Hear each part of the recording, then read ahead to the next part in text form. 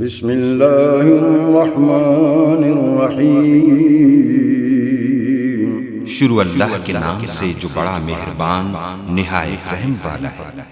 وَدَّ كَثِيرٌ مِّنْ أَهْلِ الْكِتَابِ لَوْ يَرُدُّونَكُمْ مِّن بَعْدِ إِيمَانِكُمْ كُفَّارًا حَسَدًا مِّنْ عِندِ أَنفُسِهِم مِّن بَعْدِ مَا تَبَيَّنَ لَهُمُ الْحَقُّ فَاعْفُوا وَاصْفَحُوا حَتَّى يَأْتِيَ اللَّهُ بِأَمْرِهِ ان اللہ علی کل شیء قدیر۔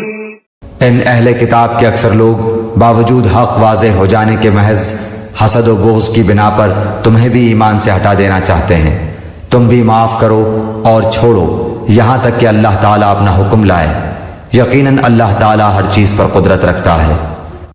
اس کے جواب میں تم عفو و درگزر سے کام لو، یعنی ان کے اناد اور حسد کو دیکھ کر مشتعل نہ ہو، اپنا توازن نہ کھو بیٹھو، ان سے بحثیں اور مناظرے کرنے اور جھگڑنے میں اپنے قیمتی وقت اور اپنے وقار کو ضائع نہ کرو۔ صبر کے ساتھ دیکھتے رہو کہ اللہ کیا کرتا ہے۔ فضولیات میں اپنی قوتیں صرف کرنے کے بجائے خدا کے ذکر اور بھلائی کے کاموں میں انہیں صرف کرو کہ یہ خدا کے ہاں کام آنے والی چیز ہے، نہ کہ وہ۔